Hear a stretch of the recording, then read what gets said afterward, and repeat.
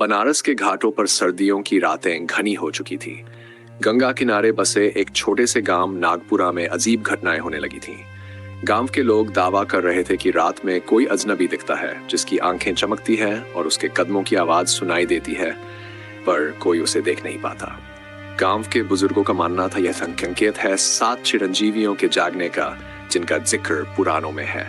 लेकिन अब यह सिर्फ एक कहानी नहीं रही, क्योंकि यह सच होने लगा था। कहानी की शुरुआत एक पुरातत्वविद जो बनारस के विश्वविद्यालय में शोध कर रहा था को गांव वालों की बातों पर यकीन नहीं था। वह इसे एक लोकथा मानता था। लेकिन एक दिन उसे गंगा किनारे खुदाई के दौरान एक ताम्रपत्र मिला जिस पर एक रहस्यमय भाषा में लिखा था, जब अंधकार घनेरे बादलों की तरह छा जाएगा और अधर्म अपने चरम पर होगा, तब 7 चिरंजीवी जागेंगे, लेकिन उनके जागरण के साथ विनाश भी आएगा। रवि इसे पढ़कर अचंभित था। उसने अपने प्रोफेसर से इस पर चर्चा की, लेकिन उन्होंने इसे अनदेखा कर दिया।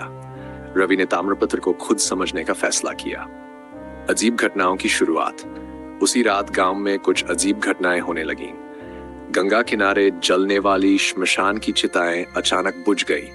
हवा में अजीब सी ठंडक आ गई और कुछ लोगों ने दावा किया कि उन्होंने एक विशाल काया को नदी पार करते देखा।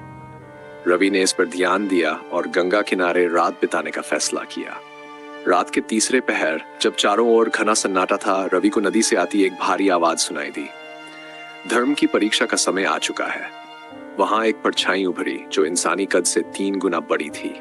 रवि ने हिम्मत जुटाकर पूछा, तुम कौन हो? आवाज ने उत्तर दिया, मैं चिरंजीवी अश्वत्थामा हूं। मैं तुम्हें चेतावनी देने आया हूं। यह ताम्रपत्र जिसे तुमने छेड़ा है 7 चिरंजीवियों को जगाने का संकेत है। रवि घबराकर बोला, क्या यह विनाश लाएगा? अश्वत्थामा ने कहा, धर्म की रक्षा के लिए हमारा जागना जरूरी है, लेकिन जब जागेंगे तो अधर्म का हर निशान मिट जाएगा, चाहे वह इंसानों के रूप में हो या प्रकृति के।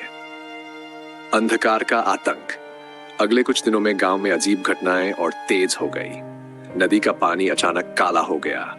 खेतों में खड़ी फसलें सूखने लगीं और गांव वालों ने दावा किया कि उन्होंने जंगल में हनुमान और परशुराम जैसे व्यक्तियों को चलते देखा। रवि ने महसूस किया कि यह ताम्रपत्र किसी प्राचीन शक्तिशाली शक्ति को जगाने का दरवाजा था। वह अब उलझन में कि क्या उसे इस ताम्रपत्र को नष्ट कर देना चाहिए या इसे और पढ़कर सच्चाई जाननी चाहिए। अंत में सच क्या है? रवि ने अंततः ताम्रपत्र को पूरी तरह पढ़ने का फैसला किया।